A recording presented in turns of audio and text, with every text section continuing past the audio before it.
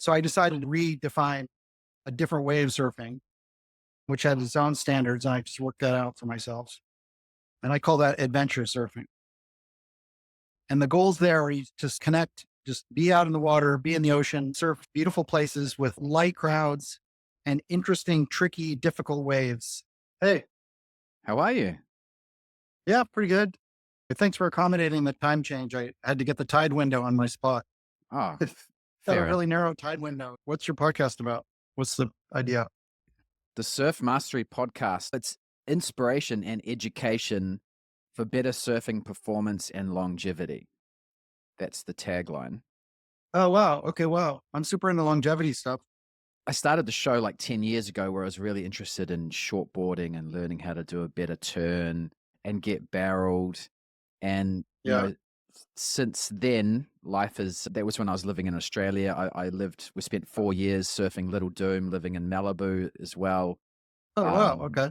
got 3 kids now, been through a lot, lost a wife, lost a job back in New Zealand. So Good. surfing the show's become quite eclectic, and Got it. it's more about what's your relationship with surfing and how does surfing affect your life and how does it make it better or worse and that sort of stuff. So Yeah. All right. My relationship to it has changed in the last year or so. So tell me about that. yeah. Oh yeah, sure. So I spent from my teens on. So now I'm 53. So for over 30 years, I was doing what I call perfection and looking for perfect waves and performance, perfection and performance, trying to perform in perfect, as good waves as I can get. Right. So became a good surfer, traveled my whole life, went to all the highest points, started going to Indo a month every year, but other good world-class spots. I'm a academic, a professor. So we have our calendar. We have a lot of free time, totally free and flexible time. So it's totally accommodates surf travel easily. So I've done that since my 20s, since I was in grad school and even college. But then I just got to, and then at home, the way to finesse living in Southern California the crowd was looking the good way to crowd. Surf out of Malibu was a nightmare. I made lower trestles my home, really got it wired. Got to know everybody, and I just sort of grasped the nettle and just learned to get good waves at a lot of good waves at most crowded high performance. So I did that for 20 years, and then I just got burnout, totally burnout finally on it after about 20 years of doing that. And then I was going for over a decade to Nias for a month at a time. I throw in some Mentawais in Bali also, but I got burnt out on surfing Lagundri Bay. But I really was really dedicated for a decade. Like, Yeah, I've seen footage absolutely ripping out there. I've seen the footage. oh, cool, thanks, yeah, yeah. So I did that, and I just couldn't. I mean, it was just it's partly like it's harder to keep up the level of performance. You're kind of sliding, and then you're trying to make up the deficit, and the downward trend is the trend is down, but you're trying to keep the slope as gentle as possible down. And that was like our goal. It was fine. Still did that for a decade, and I'm still proud of myself, and still had sessions that are really peak of my life and surfing career. But I just got so over the usual crowd dynamics and stuff. Originally inspired a book that's called Assholes, a theory. I have a theory about assholes inspired by surfers. Probably on some of my colleagues, it's academia and surfers. Yeah. But the surfers fit it really well. And every surfer knows the asshole lineup like really well. So I just got totally burnt out on the whole thing. I just didn't feel like surfing lowers. I didn't care about surfing Lagundra Bay. It's fine to go into the Mentawais, like less crowded zones or whatever. But the thing and it took me a little while to sort of figure out, to redefine. I feel like you don't discover the fountain of youth. This is a longevity point. You don't discover the fountain of youth and just decide to just don't go drink from it anymore. You know what I mean? So all these sort of incredible benefits from surfing, just effortless fitness and health and great attitude towards life comes all this existential balm and all these good things just come if you just stick with surf, if you just surf or live your life around it. So it's pretty stupid to just not surf. So and it had never been thinkable. I didn't ever live that way. But I didn't know how to renegotiate my relationship to it, trying to figure out how to do that. But it helped. I sort of redefined. So for the first time in my life, I rethought of what I was doing before it's not just any kind of surfing. It's not just surfing. It's specific surfing, specific goals, getting the best waves you can and surfing as well as possible. It's like perfection performing. That was the abiding goal. And I decided there's lots of different kinds of surfing, and I can do a different kind of surfing, which has different goals and different standards of success. So if I do a different kind of surfing, I'm not doing a shitty job of surfing. I'm just not doing perfection and performance. I'm not doing that. This is a different game, right? Mm. It's not, if you change the game, you're not doing bad moves in the other game, or change the dance. You're not doing bad moves in a different dance. You're just doing a different dance, right? Or different game. So I decided to redefine a different way of surfing, which had its own standards. And I just worked that out for myself. And I call that adventure surfing. And the goals there are you just connect, just be out in the water, be in the ocean, surf beautiful places with light crowds and interesting, tricky, difficult waves, like where there's a little bit of a challenge, just something interesting about it. So Mhm. you're out surfing, but there's like a weird reef that doesn't break that often, no barely surfs, but you're the only one on it, but you're getting it wired, kind of thing. Or Yep. the regular spot I surf now at Crystal Cove, I used to walk my dog there every day before I went to lowers, and I call it the shit wave. Because I just shows my attitude towards it. Now I surf the shit wave all the time. I don't call it the shit wave anymore, but it has it's a reef with a fun bowl, so I've got this bowl really wired. So now, and it's got and I like the wonkiness of it, and it can be fun. And I'm not trying to, I don't get the same like open face and do the same open face turns like you can do at lowers on every wave, but that's not the goal, right? So the goal is just to get the interesting waves, to just try out new things, be on it when the window's on. And then it's never that crowded. It's totally beautiful place. It's incredibly, and that's the closest place to my house anyway. So it's super easy. And then turns out at Crystal Cove, in winter, there's other waves and summer too. There's some spots that get really good occasionally. So, and a lot of people who don't check it all the time, don't score it. Right. So now I get those spots when they're on. Yeah. And so I've kind of recreated this different way of surfing, but it's, like my friends who know me, like knowing how I lived and how I surf, like they kind of look at like, what do you surf out there?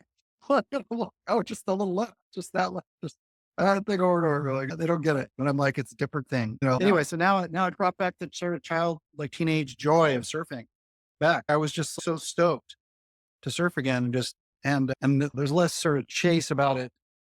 I mean, as usual, I have to wait and stuff for waves, but there's less like thing that kind of become more palpable is you're chasing waves, you're waiting ever longer, it's harder and harder to score.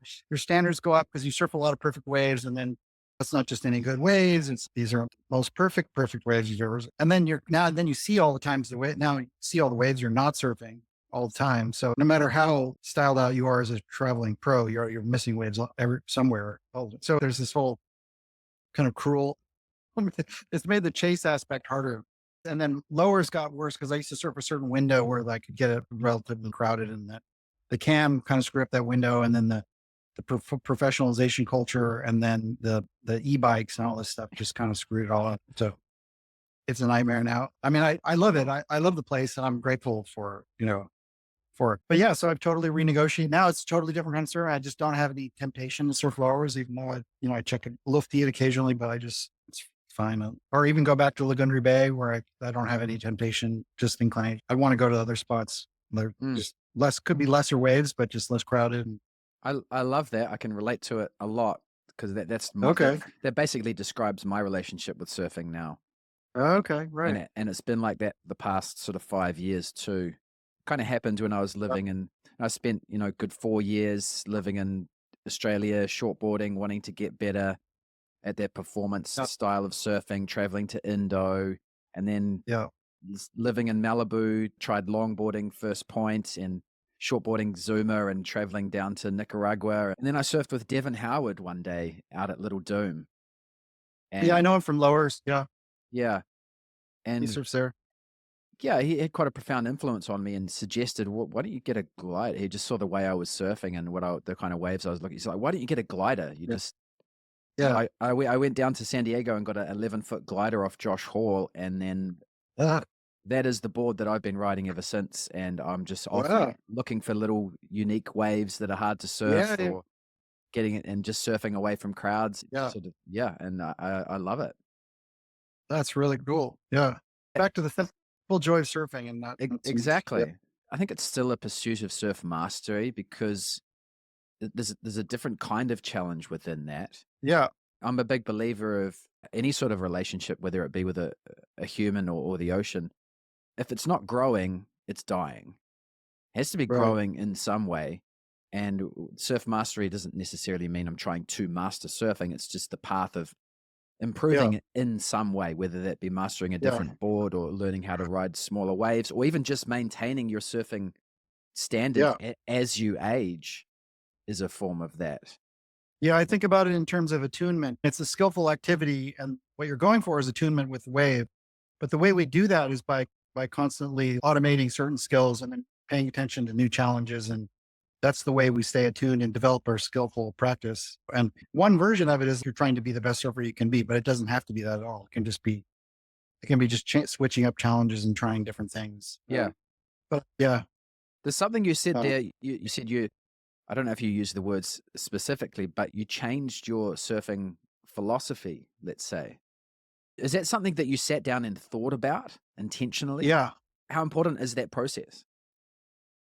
I don't know how other people go do it, but I'm a philosopher, so I'm a cogitator. So I use my philosophical skills. I mean, the skills really helped me. So I defined the old thing I was doing, the old activity. At that point, said internalize the standards of that activity. So I had a hard time shaking the feeling that anything I was going to do was just going to be an inferior version. It was going to be, I was doing shitty surfing, a shitty surfer, low standards, subpar, crap waves, not surfing well. I had to, so it takes a certain amount of sort of reframing, Mm, intellectual and cognitive reframing to think, no, wait, those are good standards for a different activity. But then the philosophical thought is like, but if you're doing a different activity, can have its own standards. And then you don't apply the standards across.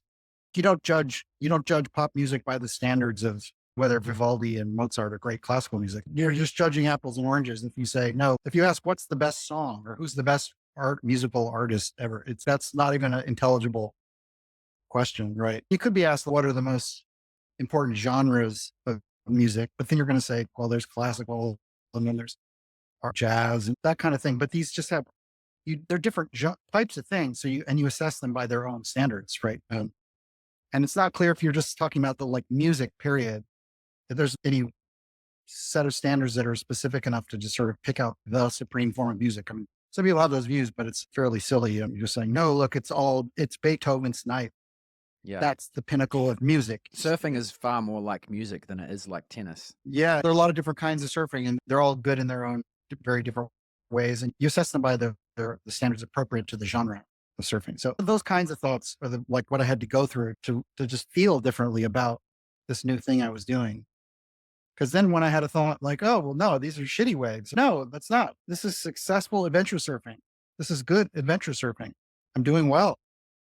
This is a goodness of a kind. Really rethinking that then freed me up to just enjoy it for what it is. And suddenly I had all the affect, just the pure stoke coming back and this connecting to the sublimity and beauty of it and Mm, the stuff that really, no, that surfers know, but don't really talk about that much. But that's what stoke is all about, being caught up in the confluence of skill and changing circumstance. That's the way I think about it abstractly, but that's mm, what stoke is about. And like that, it brought all that back, all that sort of sense of things came flooding back. yeah. Uh, I Sounds already like had that broad idea of what surfing is, even though when I was still in the perfection performance mode, but there was like further intellectual work to do to reframe it. But then once I thought it through, I just felt permission to go and just enjoy, just never go to lowers anymore and just surf Crystal Cove every day and just whatever. I don't care if my friends think that I'm doing something that I'm just really stoked. I'm like down there by myself surfing fun waves. I'm like, what do I care? It's yeah. beautiful. I'm having a totally pure surfing experience, doing the same thing I loved when I was 12. Yeah. So, Sounds like the adventure surfing is as much of a journey within as it is without. ah, well, it was for me to get to there, to start to that. Yeah. I mean, where it goes, I guess adventure surfing might require doing some actual exploring like weird Well, waves. So, well, yeah. if every wave is different, so it's always if you always Yeah. bring You can always, if you're trying to yeah. get closer to the center of now and be present, then that's part of the adventure, right? Well, some people could do adventure surfing and never have done anything else and never really thought about it. That's just the thing they always did. And that's the thing they were always at peace with. And that always loved surfing. They were always, and they never had to rethink it or they just saw the other things as forms of surfing has never had any appeal or whatever. So they could be in adventure surfing, but total unreflective about it. So there was never any internal journey. They just fell into it. Sorry, I'm a philosopher. Mm. So I think that's a possibility. But for me, making a transition from one kind or another, or at least having a new kind, different kinds of surfing is like within repertoire, right? That did require an internal change, of really a Wow. journey of rethinking things. And And it was a journey too. Yeah. I mean, it was a journey for me intellectually to rethink that. do you think that all of your background in philosophy helped you to do that process? And Yeah. are there specific questions that you'd ask yourself when you're developing a personal philosophy that cross over to developing a surfing philosophy? Yeah. The thing that philosophy makes you good at is identifying assumptions that you're making or other people are making. And then thinking about, wait a minute, is that true? What would it be for it to be different? What's the best way of thinking about things such that that's not true? And then what are the merits of it? And oftentimes that's really not obvious to yourself or to others or whatever. And you have to really think that through. And I do that all day long as professionally, like for an academic work. And I've done that now for decades. So that's a big part of my life. But I don't often need to do it that much. And sort of, I didn't have to I mean, there were some adjustments in my earlier relationship to surfing, but it was still it was within this same sort of form of surfing. And I made adjustment to it, and there was lots of frustrations that came out of that. But the frustrations I always found ways to manage. They were never rose to and sort of needing to rethink identify the enterprise I was us taking for granted. I Mm. never did that before. It was only once there was sort of a crisis, personal crisis, which is that I suddenly just can't tell it, just hate this now. You know, well, okay, wait a minute. And then the crisis was, well, I don't want to just quit surfing, for the reasons I was saying. So how do I reconcile? And that was not obvious. And the way you're working on an intellectual problem, oftentimes you just pose the question, oh, well, look, here's another way of thinking. It's just obvious to you.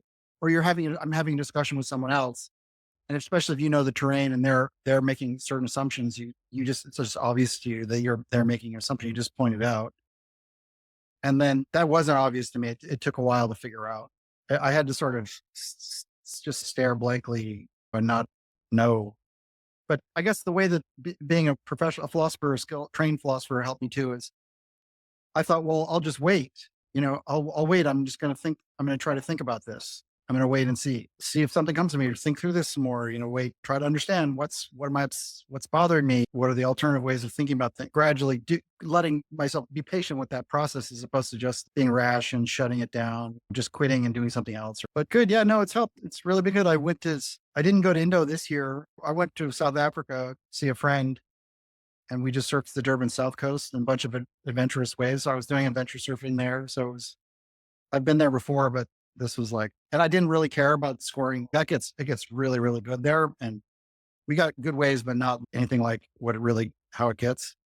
But I was like, this is fine. This is adventure surfing. This is what I want.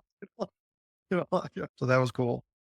So it still applies to travel, yeah, and stuff. Well, it's really freeing because you just don't need to score perfect waves all the time. You can just find a cool little cranny and go get it and get it wired. And anyway, so yeah, this sounds up your alley. Yeah. If Oh, if this is definitely. okay, yeah. I mean, I was intrigued by the longevity stuff because I do have a bunch idea. Like I'm into the longevity biohacking stuff. I'm thinking of working some of that into a book project as well. Like, so I have some ideas about that. Or So, philosophical. like the Dave Asprey sort of world. That world, yeah, I don't take him very seriously, but other people. David Sinclair at Harvard Medical School, who I think was more philosophical kind of researcher. Peter Attia, who's more hardcore, like wet blanket kind of guy. He's a wet blanket. I mean, I like those two. I trust both those guys, and they have philosophical differences. And that there's a kind of interesting difference in how they think about longevity, And I think there's things you can say philosophically about how to finance it that can connect to surfing as well. I read a, I just recently read a book. The title escapes me, about how the brain gets better as you age, Okay. and another one by a Harvard Sure. professor, female psychology professor. I forget her name, talking about basically the extreme version of the placebo effect. Oh, okay. Fascinating books, and Yeah. backed up by studies as well. Yeah. one study in particular where she put a bunch of 80-year-old men into a house where everything in the house was dated 30 years ago, and they were only allowed to talk about things as if it was the present tense. Oh, I think I heard this. Yeah. Yeah, and their vision improved, and their walking improved, their health Yeah. markers improved just simply by that. So I think, yeah, Oh, longevity this has is to do this. with that state of mind as well as well as Yes. us And deep so into that. the social context and what's taken for granted. That might be like, yeah, I think that's part of why some of the blue zone communities, why people do well, because it has to do with people being like everyone's old and kind of on the same page, but still being active and social. And there's so a lot of Mhm. like present oriented things to live for that are joyful, exciting, lots of opportunities for social connection, doing things together, being Yeah. out about walking, games.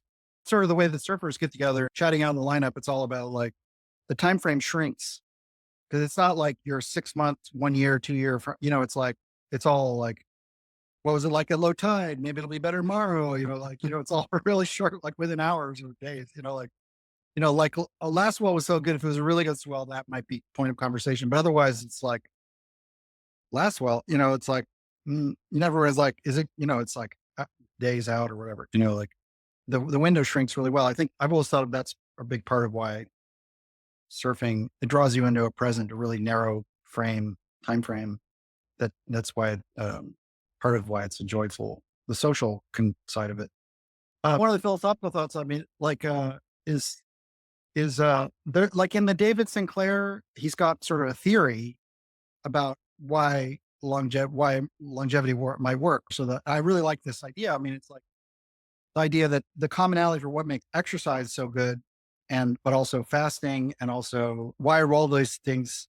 Why do these things work? And in terms of promoting lifespan, health span, they work because they're putting stress on the body and on the cells, right? And so they're basically your cells, once stressed, when they're not too comfortable because you felt like you've got food, or then they're forced to make do with what they've got, repair themselves, use the lower quality proteins, like synthesize that stuff like that. So the cells, like, and the different, and so you can stimulate that with like with best thing is exercise.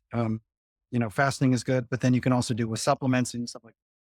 But this is all still pretty supplements. But this is why, I mean, sorry, it's pretty speculative in the sense that it's like a nice theory, and it's a theory, and there's a philosophical thought, and which is tied to like the idea that, well, maybe if you, maybe if sort of the science progresses quickly enough, then, and if you get on the bandwagon doing these sort of speculative biohacks, then you'll stay ahead of the learning curve.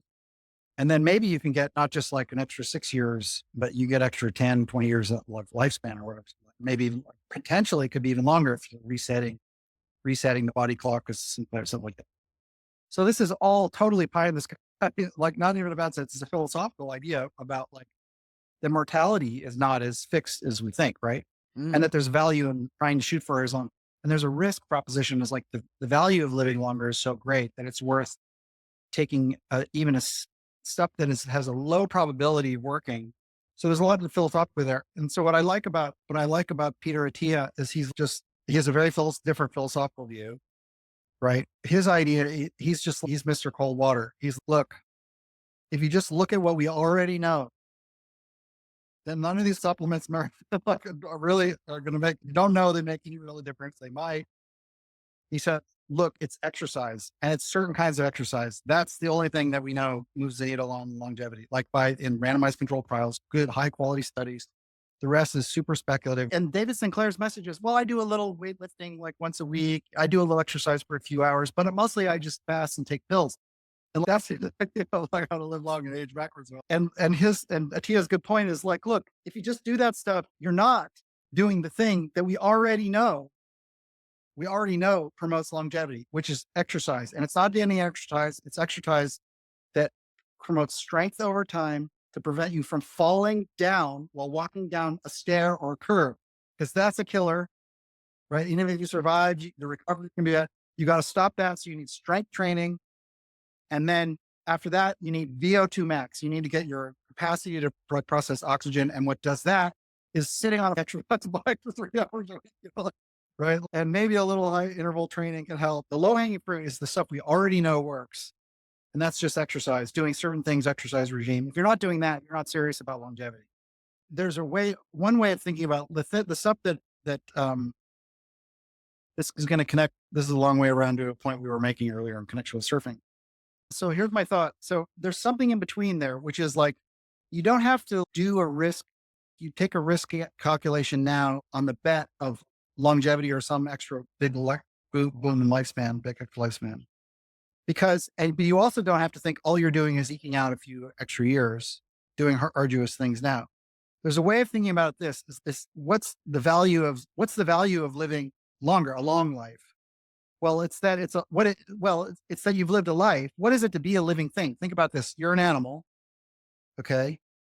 What is it to be an animal?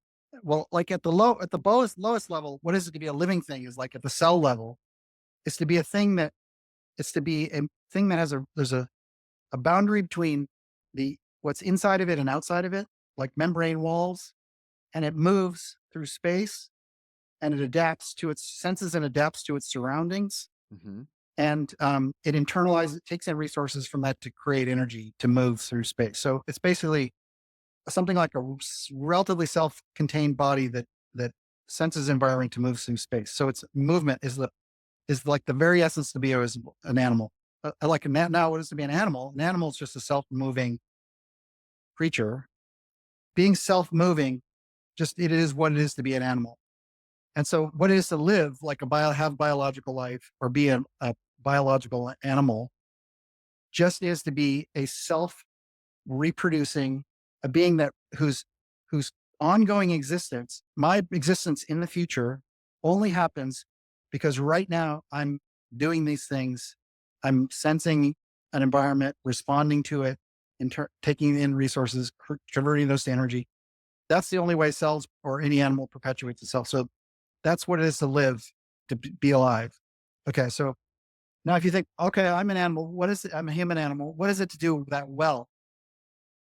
What is it to animal well? What is it to animal? Well, here's what it is. It's to move. It's one of the most basic things to do to be good at animaling, to be a good animal is to move around. It's to sense and move around an environment that's changing. You're sensing and responding to the environment, and then you're moving in response to it. That's like what it is to fundamentally do well as an animal. That's what all animals naturally do because they're looking for food, reproduction, but they're like, you have to rest, but that's a temporary state, right? And most animals don't have chairs. And like, it's no surprise in this view that chairs like are a curse from a lifespan and health span point of view. If you have a sedentary life, it's not a disaster, but we in our soft culture. So the worst thing to do for being an animal is to sit around a lot.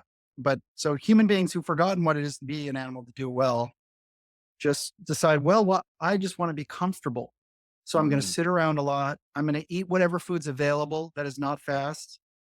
I'm not going to have any feelings of scarcity. There's not going to be no sort of temporary food scarcity. I don't want to have to exercise.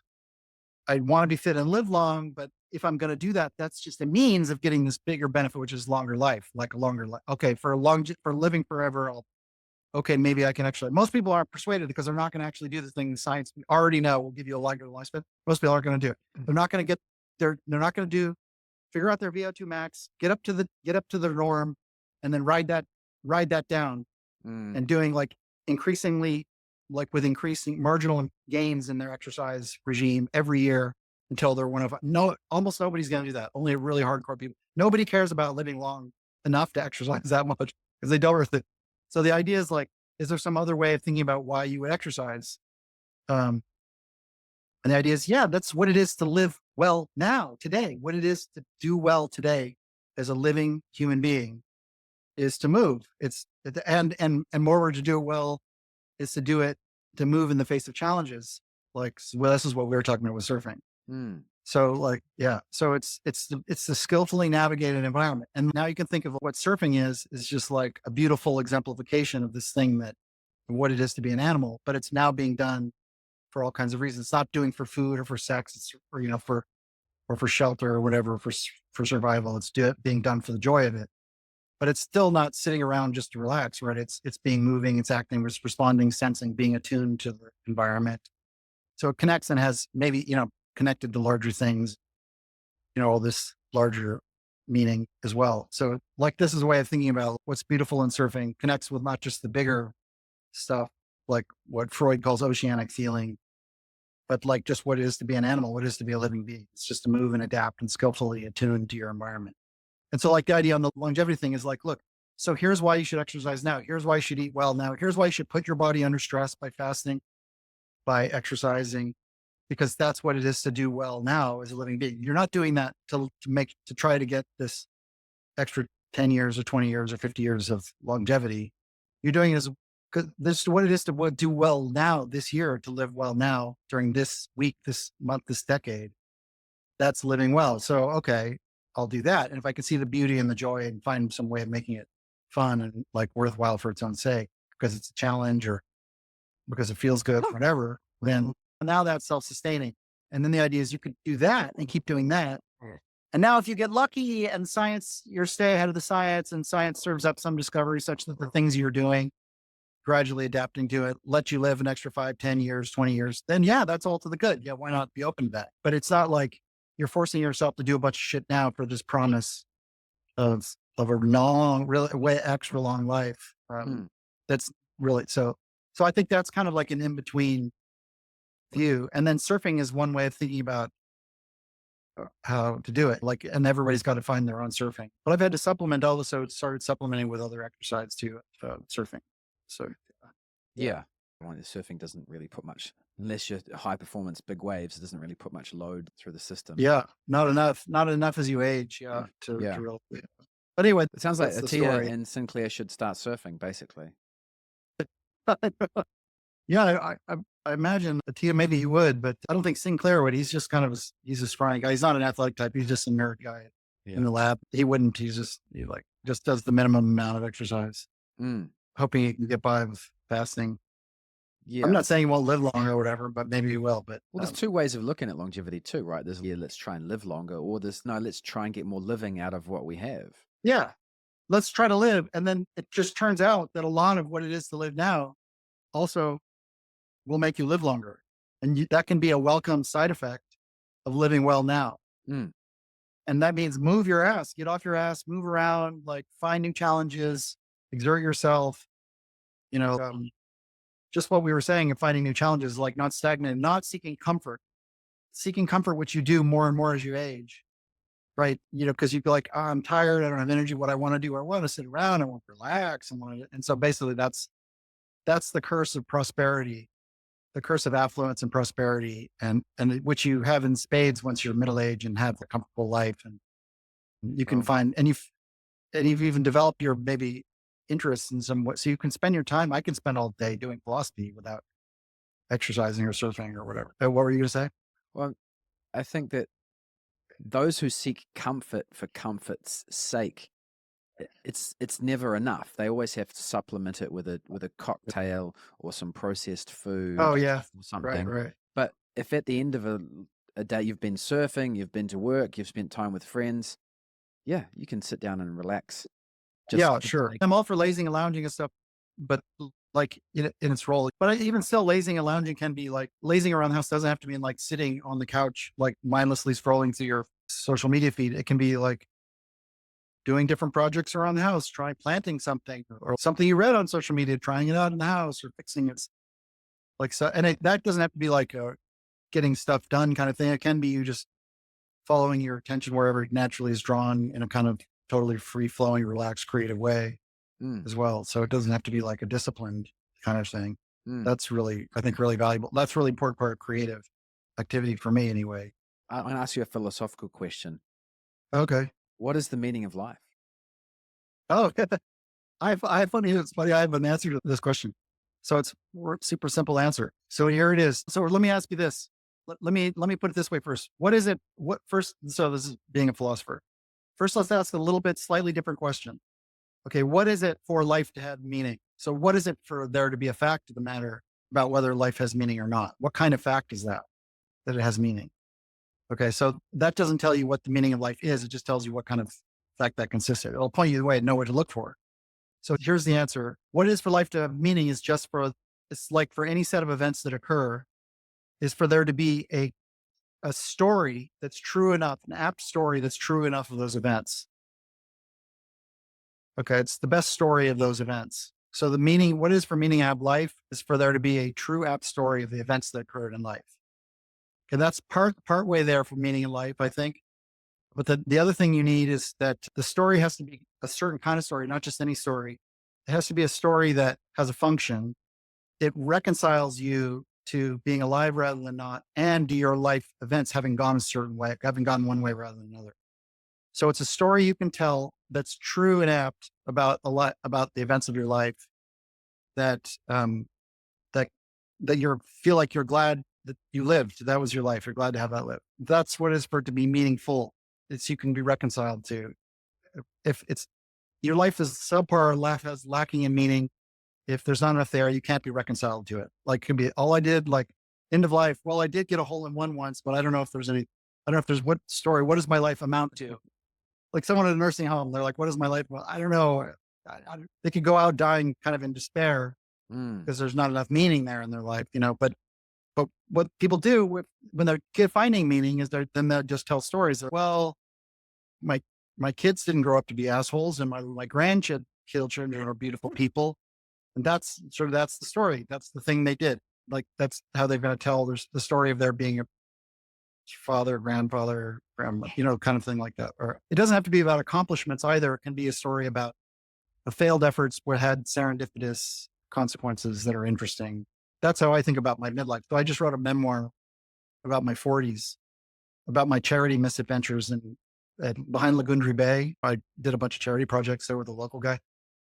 And then so I told the story of those things as a story of like misadventure and serendipity, but not a complete success. So if you're asking what's the meaning of my life, well, what's the best story you can tell about the events of your life? And does it let you reconcile yourself to having lived that life? So The, that's it. the meaning of life is to give life meaning. Yeah, well, maybe that's the way of it. So far as well, I don't know if it wouldn't work for all living creatures because it's not because the other animals and all the cells and stuff aren't storytelling creatures, right? It's the humans that are the story that are really prone to tell stories. And it's part of our sociality. I mean, dogs are incredibly social, but they don't tell stories to each other. I mean, it's part of what's distinctly human that we can represent the world in various ways and coordinate our different attitudes around through language and these Mm. stories. And that's a really, really big part of human sociality.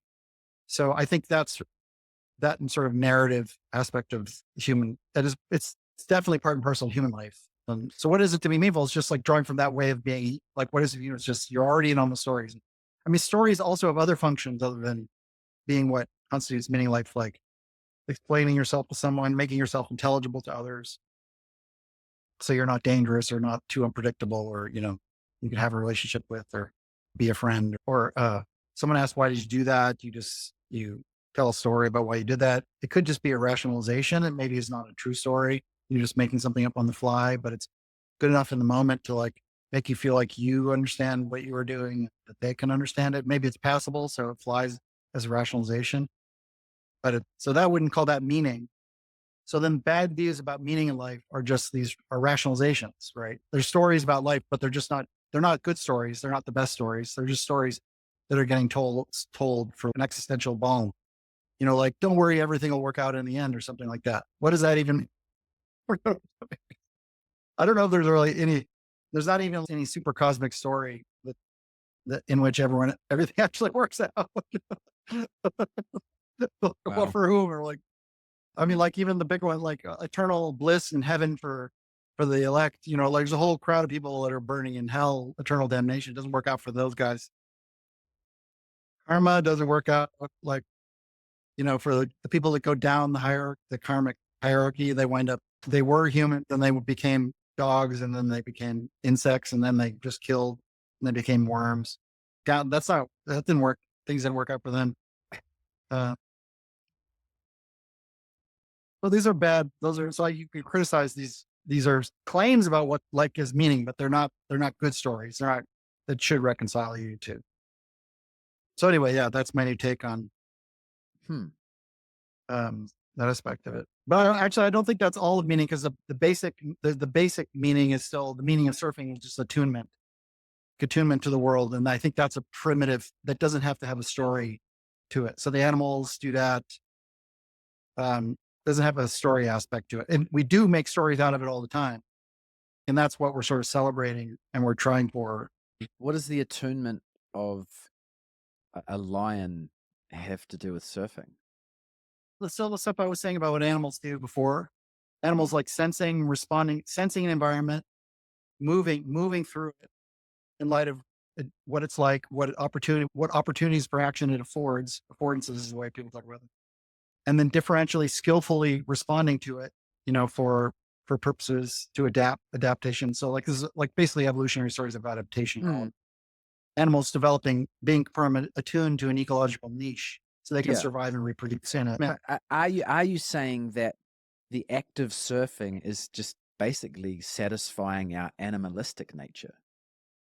I don't think it's well, it depends what you mean basic. If you mean something like that's all it is, then I don't think it's all a lion is doing or a dog is doing. I think it is what a lion is doing and an animal is doing, but it's also something more. For example, here's something that's definitely attunement. It's here, and it's something animals don't really have in the way humans have. Music, making music, listening to music, me hearing a song, you hearing a song. I'm attuned to the song. You're attuned to the song. We're attuned to each other because we're both listening to a song. That's attunement.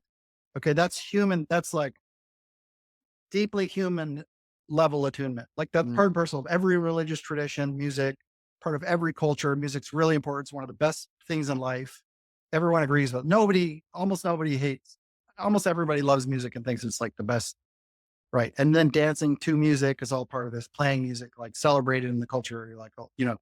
So, mm, okay, what makes that meaningful? Well, there's something that's a distinctively human thing, but it's still a kind of attunement that's like what the animal, the lion, dog is doing in attuning, or a worm is doing in attuning to their environment.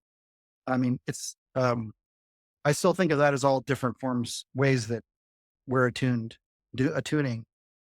And that's like a master value that explains why truth is valuable, why poetic metaphor is valuable, why skillful practices are metaphor. They're all forms of attunement. This is like a master theory of it. So that doesn't have to be a story based thing. Call that basic meaning in life. mm. And there's a just distinctive thing that we humans do because we're storytelling creatures, which is we attune to ourselves and each other and the world through telling stories about the events to make sense of them. Right. And I think that's an essential part of what meaning in life is for people, for humans. Yeah. So my grand thing. Yeah, no, that's a This is new, by the way, compared to, okay. Makes sense. yeah, because I mean, it's more of a case for surfing because not only does Yeah. surfing satisfy that animalistic mammal that has Yeah. to move and attune with nature, it also satisfies the dancer and the musician who wants to Yeah. be at sync with the sound The waves or the world. waves of the ocean that are Yeah, coming in. exactly. Absolutely. So it's not a surprise that surfing's all about waves and wavelengths and being attuned to waves and wavelengths. And so is music and so is dancing. And it's all attunement. It's pure attunement. I mean, it's not pleasure. This is a thing to think about too. Thing to get past is not to make it too subjective because it's not about the pleasure you get from music or pleasure you get from dancing, pleasure you get from surfing. The pleasure is, as Aristotle might do, is proper to a virtue. It's proper to a skillful activity. It's in an activity that's a response to an environment, and the response to the environment where you're in sync with larger things. You're synced with wavelengths, or waves. You're harmonizing with waves and their wavelengths. That's ocean waves, the way that they refract across on a bottom in a song. It's the frequencies and the way that they're relating and dancing. It's moving your body in sync. These are all ways of being sync. Forms of conversation are ways we sync with each other as well. So I think these are social forms of attunement. So I think that's like a master value, but it's a lot of what like every religious tradition is after. What are they trying to do? It's an idea of how you can commune with God or nature. Or I think of that as, even if they don't use the word, if they think they're trying to be attuned to the world, to the universe, or to larger things. It's grandiose to call it the universe or whatever if you're just being a surfer, but it's still pretty big. You're a surfer. It's like the ocean, Pacific Ocean. I'm thinking about the storms circling around below New Zealand that's sending waves up to me. The same superstorm down there sending waves up to the Indian Ocean. I just talked to my friend in South Africa. He's going to surf those waves. JBay this week or whatever. So you're attuned to large things. So there's the sublimity. That's the sublime of large things in the traditional sense that sort of God is associated with. And if it has to be super cosmic, like backing out, looking at the whole universe or whatever, then I'm not even sure what that's asking. It's getting too big or whatever. It's getting greedy or whatever because it's the Earth isn't big enough for like the Milky Way galaxy, which is this piece of shit speck of dust in the middle of the nowhere from the universe. But it's like the idea that there has to be something. But then there's a whole set of galactic attunements that are out there too. So that's all this bigger thing that we have some kind of cosmic place. Doesn't have to have any further meaning other than there's just this thing. The sublimity of it is, there. We are connected to it. So this is what I think of as so surfing is right on the cusp there. What I like about it, this way of thinking about surfing is that it's on the cusp of below what the animals, even the worm is doing, but it fits with what every religious tradition or spiritualistic tradition is doing too. Like at one level of description, right? Yes, not on all levels. Yeah, right. I think that's the true level. The ultimate truth is all the truths about attunement and why it's valuable is those are like the ultimate truths. So that's my own story about meaning. Is there anything that surfing can't give?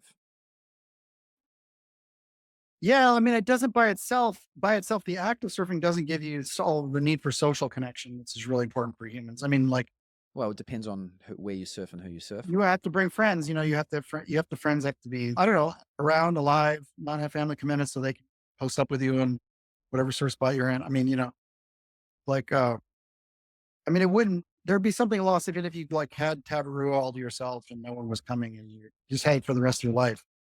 Like John Rose, who owns the resort, he got he got exclusive rights back and he just closed off everyone from being there and just decided to live solo, like surf cloud brick. I mean, it's not, it doesn't sound insane to a surfer, but like he's going to miss out on all the life of a surfer. In fact, he can be there anytime and he spends a lot of time in La Jolla where he's from and he's got, relationships. And Mm. so like the social side of it and all the relationships and connection to human society, man's a social animal, like Aristotle says. And so that surfing as such doesn't get you like surfing good waves doesn't get Well, you that by itself. Bring your friends. Okay. But how long can your friends stay? but You know, the car park is part of yeah. surfing, and that's a social Yeah. element. Agree. Yeah, I agree. So that's a way you can sort of create a little forms of society around surfing and surf breaks. And like that adds a lot of meaning, I think. Yeah. But that adds it in its own way. It's sort of premised on surfing and appreciation of surfing and love of surfing. But that's not the act of surfing. No, just surfing encompasses far more than the act of surfing. It's the culture of surfing. It's the discussions about surfing. Okay. Yeah. Don't Yeah. If you want to sweep in the whole culture of surfing. well, I Sure. mean, But then the point is that the culture of surfing involves a lot more that's valuable. That goes beyond the act of surfing itself. For as beautiful it is. I mean, the culture of surfing wouldn't be cool and awesome as it is if the act of surfing weren't this incredible thing. But it's still not the whole thing. The sociality is just a separate thing. mm, Um, there's still part of it. You can get like you can be a surf a solo session in the best waves of your life. You get one of the best tubes of your life, come out of the barrel and have an ecstatic, sense of bliss, but then be like, oh, I wish somebody was there to see that. yeah, I wish I had one friend who could tell yeah, about, like, just tell them about it, like paddle back out and go, oh my God, like the best tube of your life doesn't provide that. It doesn't provide the social connection. that's right. And I would hazard a guess to think that a lot of people who do surf, the social aspect of surfing might be quite a large part of that because they know if Yeah. they're out there at 7 a.m. that so and so is going to be there to catch Yeah. up or so surfing is it's a unique thing for everyone. We all get Yeah. different Yeah. things out of it. Yeah, and actually there's a longevity connection here, by the way. It's like this fits why the way like just surfing and sticking with surfing is an ace as a biohack, basically, like for a longevity point of view. For the other reasons I mentioned health, exercise, but the other thing that fits with the longevity studies, like the Harvard longevity study that was like over 50 years of tracking people. And the number one thing that correlates with longevity is incidental interactions with people that are outside their narrow circle of trust. Hmm. So the quality of intimate relationships was the number two factor. And that was defined as people you were close enough to ask for a loan from. Mm. Then there's this broader set of people that the people who lived long all had like, well, there's a correlation anyway between people who lived long and people who had lives rich in people they would just bump into. It could be at a coffee shop, maybe, or it could be like at a third place, a library or a park or the beach. But surfers have it in droves. They stick with their regular surf spot. They have all their friends, chat about the waves, surf tales, true stories. They're like, in effect, doing something that correlates with longevity, even if they never surf, just by being part of the regular chatting and surf chats, and which was all about the love of waves, Um, Interesting. so that's like, and it's crazy because that's more important correlation wise than marrying the right person. That's one. Number two, or having good relationships with your kids is all these people down on the beach. The people that live like surf are in one sense. I mean, I don't know what the causal relationship is by the longevity study won't tell you that, but you could speculate about what it is. Maybe it's something to do with what we were saying earlier about the socializing in the blue zones, but something about the sense of meaning and connection and social connection and feeling like you belong, maybe is that's what it is. And that's what surfers get all the time through just participating in surf culture. And they don't get that from just riding waves. It's Yeah. it's the socializing around riding waves that provides that. Um, But I would suspect the people who you would trust enough to ask for a loan, you'd get all of that from them in a far safer way. What you're getting from people who you don't know that well is a little bit of mystery, a little bit of chaos, maybe even. It's still human interaction, but there might be an element of anxiety there as well, which is a stressor, which is, as you know, is like exercise stresses the body.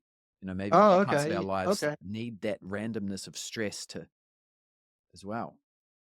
That could be. Yeah. I don't know. Yeah. I'm thinking it's more like the element of surprise and serendipity and the sense that life is Well, that magical too, that yeah. comes from that. Hmm. That was what I would think of as like, I mean, like you bump into somebody and then you don't see them for a while, and then you thought of them, and then you'd like the next day you saw them down at the beach. Hey, I was just thinking of like that sense of serendipitous connection. We have a lot of meaning about Mm. that.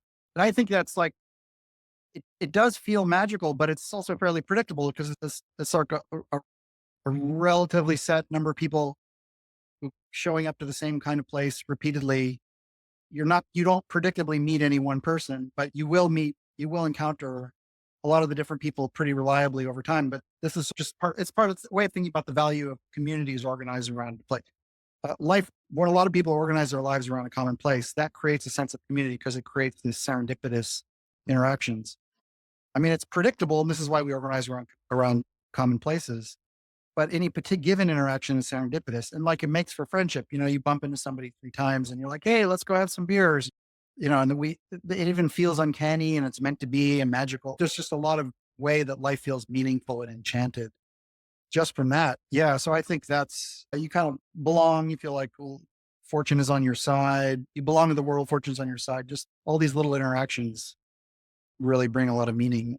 Um, Magic is the term people talk about it, Mm. but it's not woo magic. Not woo magic. It is a certain sort of magical way life can be beautiful and sublime. And yeah, so I think that's part of it, and just part of the incidental friendship. So surfers are getting that, yeah. But you can get that by other sort of sets of relationships around common interests. But you don't have to be like in a blue zone or old folks home Yeah. or whatever. You're out in nature at a beautiful place, and uh, Yeah. The yeah, and you can do it for a long time. You mentioned religion and God. What's your definition of God? Well, I like this. Spinoza has this kind of. It seems like he's evasive because he talks about God or nature. He has this super surfer view. So this is Spinoza. This is like he's a super heterodox Jewish philosopher, and like heterodox and like out that he's accused of both being an atheist and a pantheist at the same time. Because what he thinks is that it's basically that God and nature are kind of one and the same thing.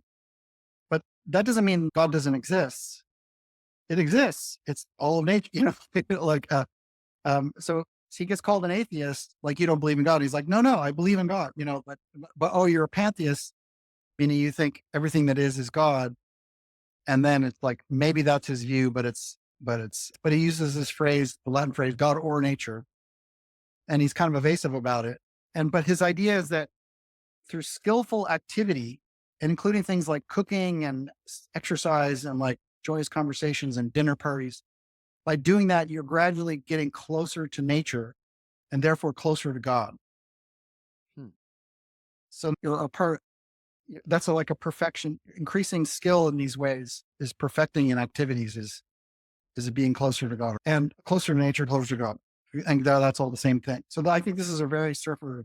Put it Mm. that way. That's not the traditional monotheistic definition of God, on which God's a separate and independently existing being or entity, aside from the universe, which might have existed or not.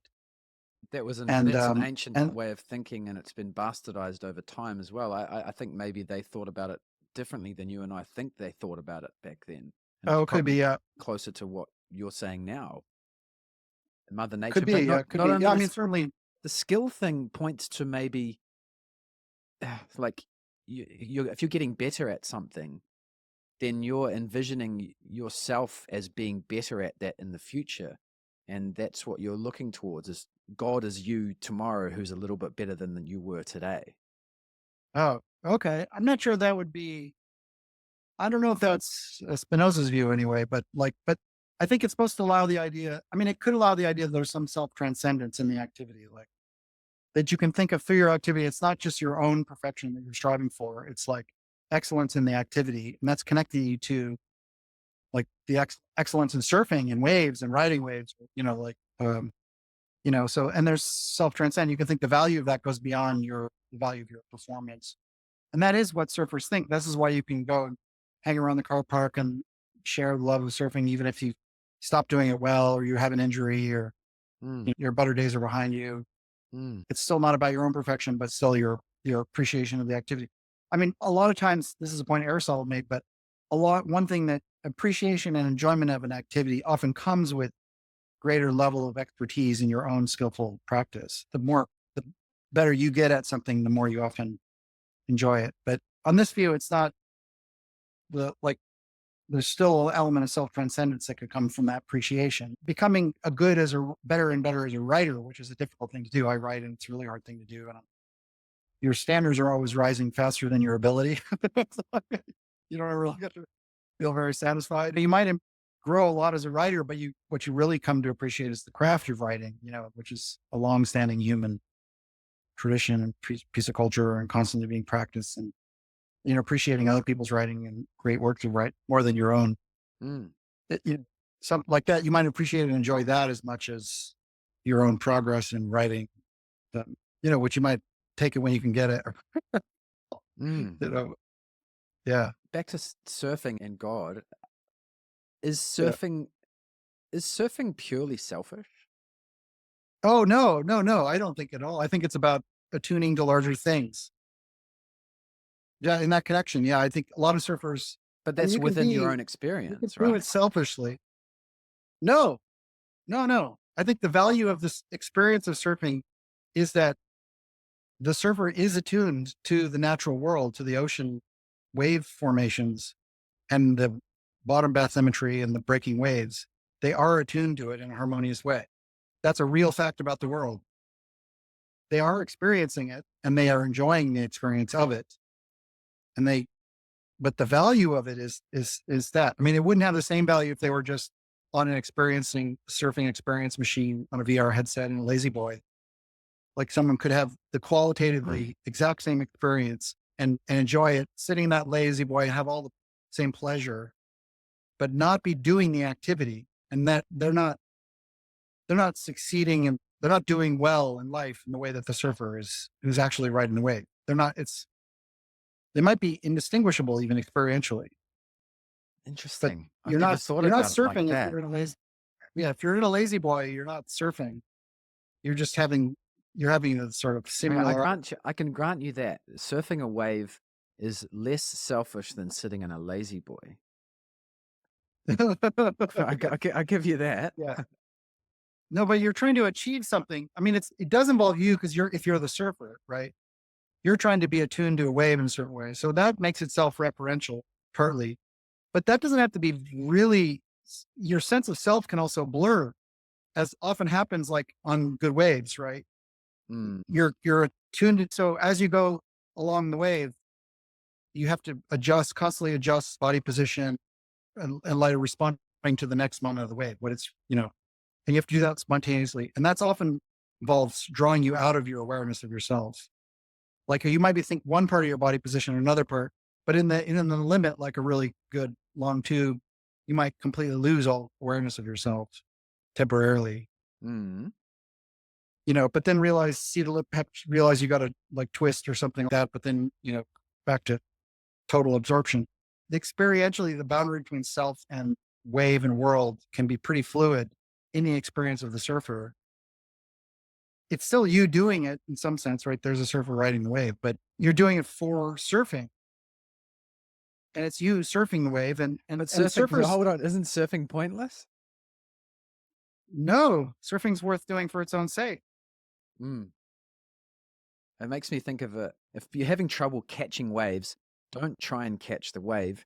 Accept the wave's invitation to dance.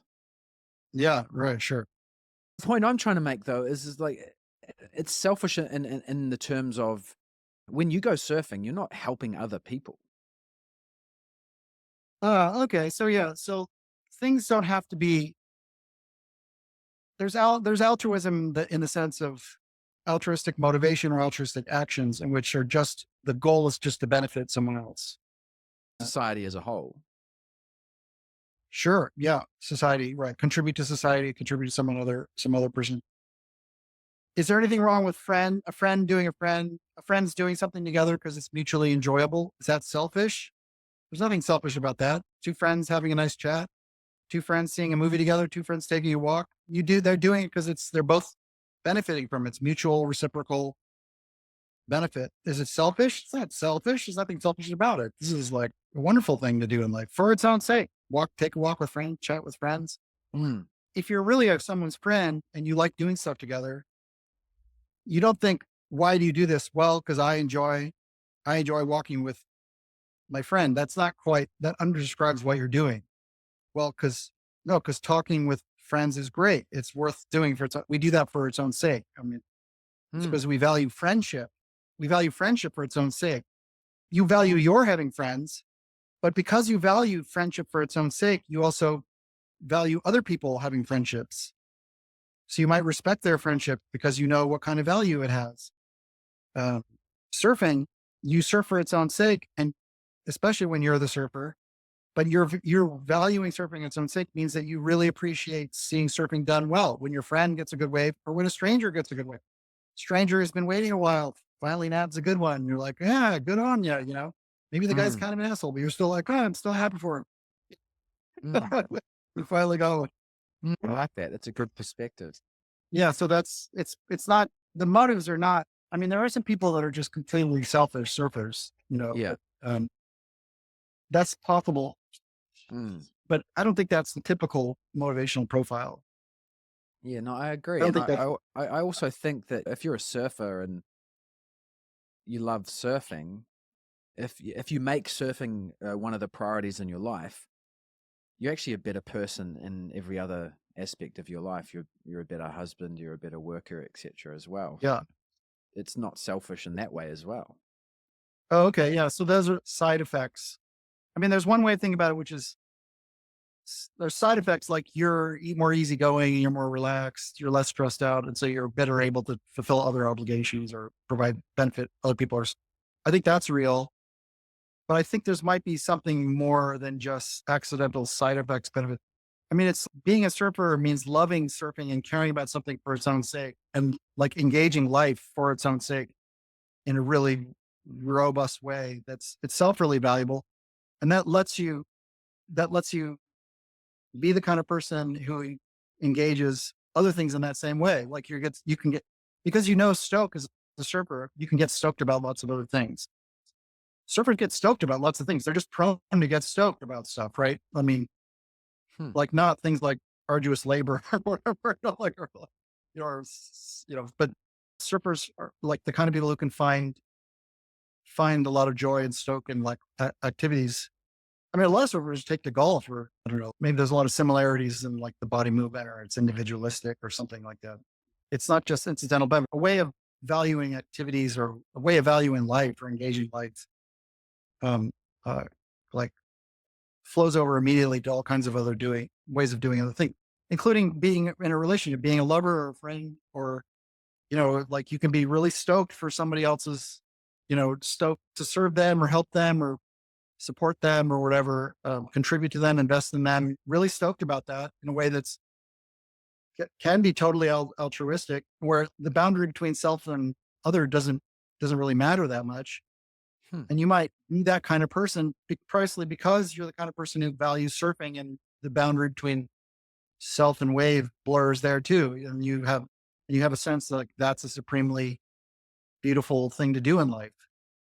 So you do it in a partnership as well. Yeah. So I think that, I don't know, that's a little bit more than just sort of an accidental connection. Surfing really recharges the batteries, and now I have more energy for other things. It's not just instrumental, right?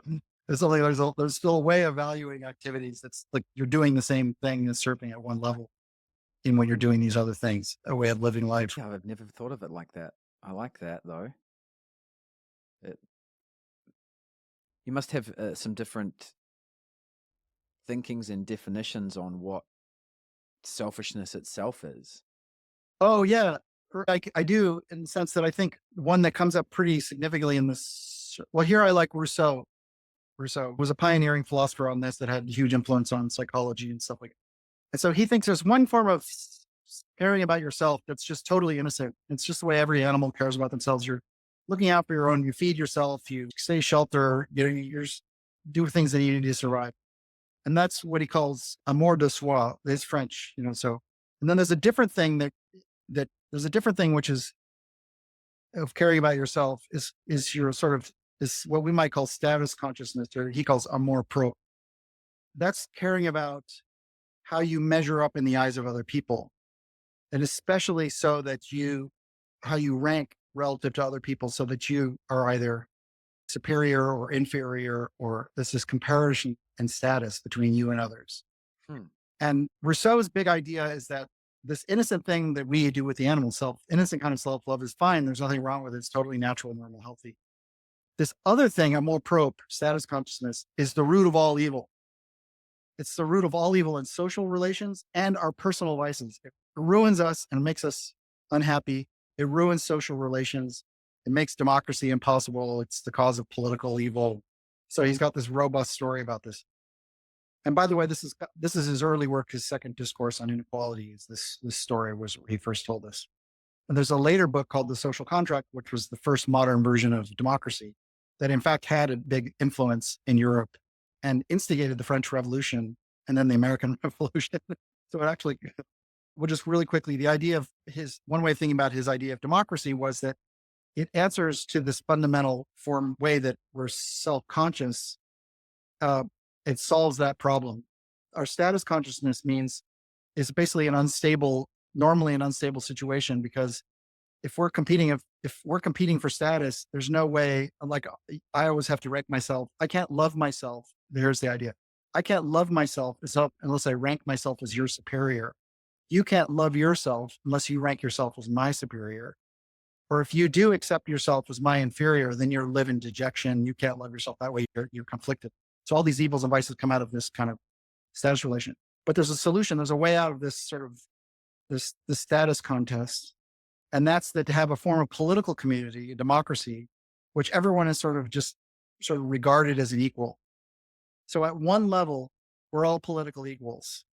So we have a republic of equals. Everyone gets a say in our political decisions. At one level, our rights and freedoms and prerogatives are all the same. And we all count as equals in that regard. So it confines our status contest to like who's a better surfer, who's a better artist, who has more money, or like kind of, it contains the problem. That's the idea. That's his idea of why democracy could last Hmm. when it never had it in the past.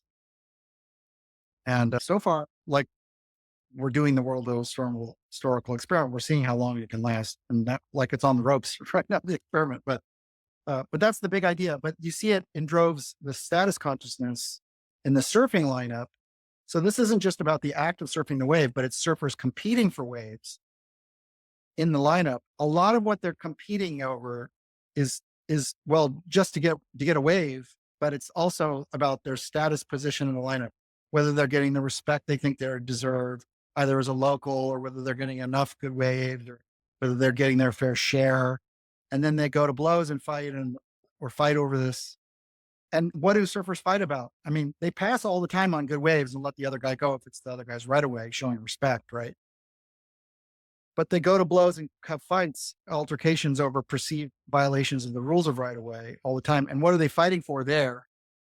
Well, it's for status and respect, right? They're trying to exact respect from the others. And like, they're in a status contest because they're not going to give it to you.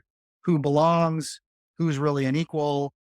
Localism is about creating a hierarchy. We're not all equal. Some pigs are more equal than others.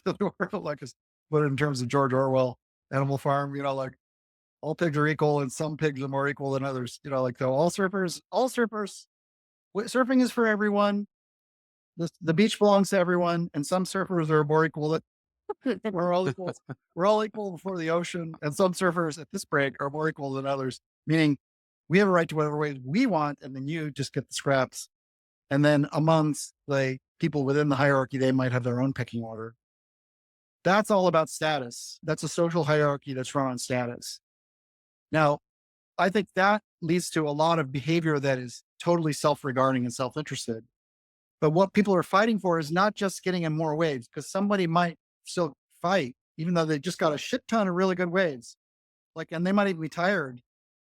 They're like, they don't need another wave, as it were. They're not even that worried about it. They might, but they're still worried about defending their position in the hierarchy. So they might still not let someone go, or call the other person, exercise their local prerogatives to just get a good one, or get another good one, yet another one. And they know everyone else is fuming because they got this guy just got another fucking good one. But he doesn't care because he's like, yeah, you bet it. You deserve it. You're beneath me. Get used to it. That might be his point. That's why he takes off. And so dominance relations are can be a big part of surfer motivation. Surfers will go out and say they want to go dominate. They want to go get a lot of waves and dominate. So that's way more than self-interested. That's not just like for the love of waves. That's not just wanting to get your share. It's not just ego. It's not just egoistic. It's like of a deeper, darker kind of thing that's behind a lot of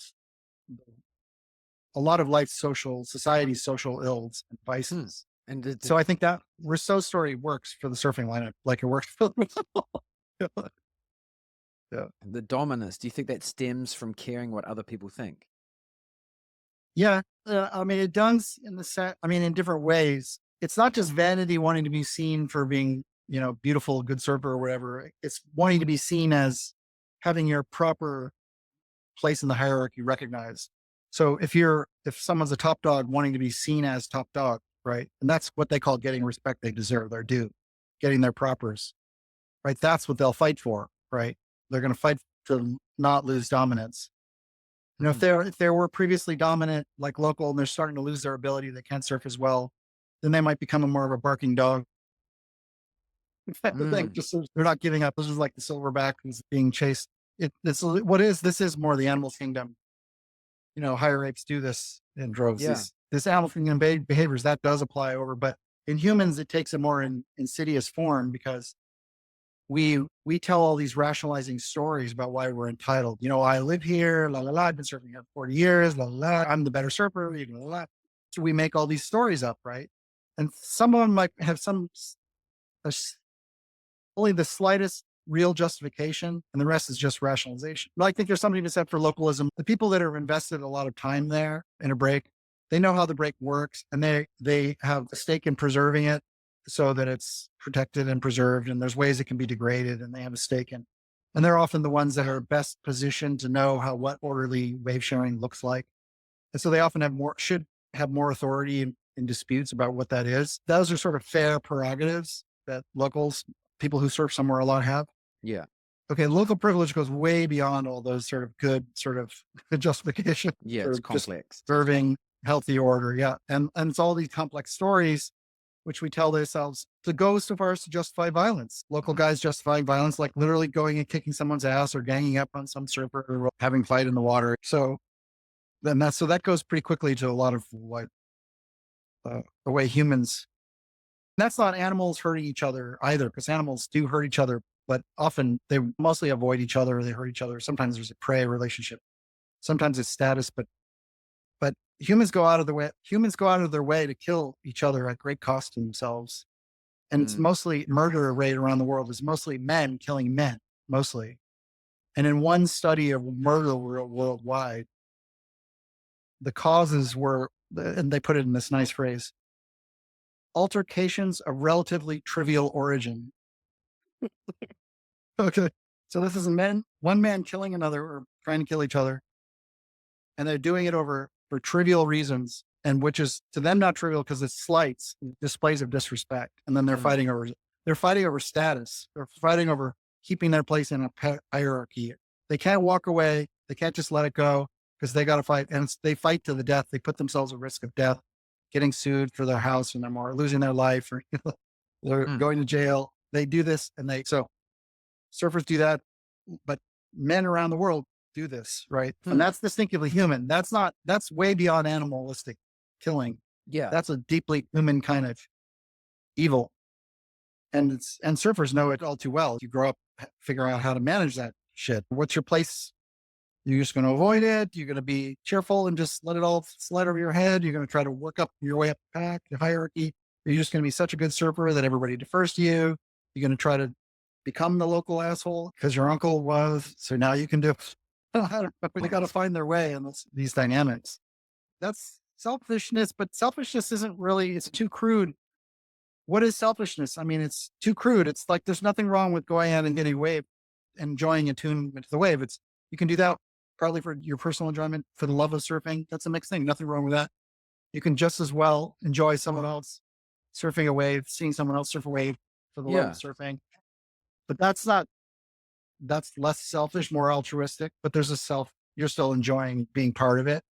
Yeah. But then the really sort of pernicious form of selfish is like status consciousness and aggressive attempts to preserve your own place in a hierarchy or put other people in their place to preserve a hierarchy you identify with. Now you're getting into dark selfishness.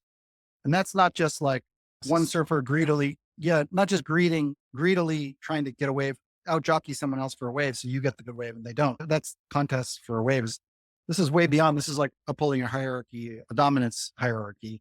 Mm. Um, and that's going way beyond. That's selfish in lots of ways, but in a much darker, morally darker. Yeah. Yeah. Are you also saying that it's selfish in a way to compare yourself to others, and it's less selfish, like if you're surfing to be better than someone else or catch more waves than someone else, that's selfish. But if you're just surfing to be in tune with nature, then it's different. Even though it Yeah. might look even though it might look similar to someone else, is what's going on within you, and the reasons why you're surfing is what really matters. Which brings us full Right. Yeah. So circle. that's a good way of thinking about how our own attitude towards surfing can corrupt the very activity we're doing. So Yes. two different surfers surf similar waves. One surfs it just for the love of the wave and the love of like not comparing, just enjoying, stoked on it. They want to share their good fortune with friends. Naturally, there's no amour propre. There's no status consciousness there, right? Another surfer surfs a very similar wave in a very similar way, with a very similar style, but they're doing it to surf better than this other guy, to get more waves, to get another guy out from under another wave from out from under these other guys, to uphold their position in a pack hierarchy. Now that's status consciousness. Those comparisons are now that's pernicious, and now that's going to undercut the value of the activity. So you can think of this is Rousseau's idea of what a lot of our activities are conflicted in this way. So our motivations are conflicted, and so status motivation can corrupt our the value of the other activities that we're otherwise doing. His famous in the second discourse, the early signs of status consciousness catching on Or so he's got this idea of these settled associations of these hunter-gatherer groups where they learn to cooperate and they get enough resources so that they have time for leisure. And then they gather around a campfire just to relax together in communal activity. But then people naturally, what do you do around a campfire? Well, one person starts singing, right? And then, oh, that's a wonderful thing. They sing in music and they're sharing a communal experience. But then one person has a really great voice and the other one's kind of pissed off. They can't sing as well. So in that comparison, already Mm, he thinks that's manageable. It's not really a big problem, but that's the beginning of status consciousness over merprobe. And that's mm, the thing that later, once you have a system of property and money and comparisons, status comparisons, that gets radicalized and undoes society, and leads to a dictatorship, kind of tyrannical dictatorship. But it starts with at the campfire. So that, in other mm. words, the thing that the group enjoys, the society enjoys together, which is communal activity, gets corrupted by status consciousness, and it sort of leads to this uncontrollable governance power. And one way of reading him is that democracy can help resolve that and give us a way to be relate as equals, and then at least consolidate or isolate our status comparisons so they're limited to sporting contests and stuff like that. And but how well that's working is debatable. We have this mix of motivations. Some of them are natural and good, the self-concerning and other regarding.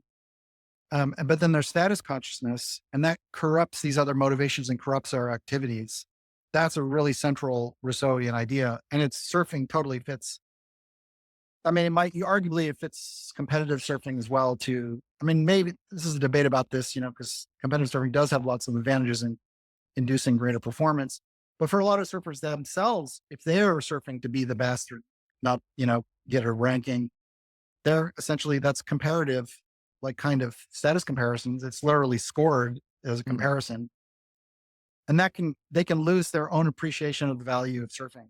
I Yes. think I remember Mark Alcalupo saying, so he'd already succeeded. I think he'd been world champion too. And he said something about how he didn't really learn to love surfing until he just surfed for himself. Mhm. Now, so this is one way that sounds selfish, but it's not. It's less selfish than him surfing to win.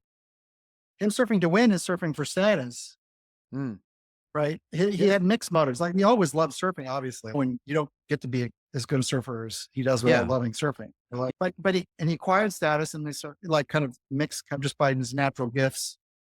And he did win a year world champ, but then he wasn't enough of a competitor maybe to really sustain it, over or year after year or whatever. And then he sort of gets burnt out on competition. He learns to surf for himself. But that's that way of putting it, I would say. He's learning to surf himself. He's learning to just surf for the simple beauty and joy of surfing, which is about a loss of self and communion with the waves you're surfing. And that's learning to surf for the love of surfing, which involves valuing something for its own sake. So that's a much less selfish, in one sense, way of being than the status conscious way. And I don't actually have anything against professional surfing either, but it just I Oh, think it has yes. its risks. Yeah, Well, I yeah, mean, for most of us, surfing is an art form. For some people, it's yeah, a sport and a competition. But we, no, I think that's a right, nice way to round it off, and to finish the yeah, conversation here, which is where we sure, started, which is surfing for yourself and for the attunement, and just keep it yeah, simple. Surf for the simple act of surfing, and yeah, yeah. Surfing for yourself and surfing for surfing don't have to be. That can be just a blurred thing. Self and surfing blurred, so it's not inherently selfish. mm, It's self transcending. yeah, wow, Aaron, thank you so much for being on the podcast. I Yeah, really appreciate it. yeah, cool. Yeah, great to be with you.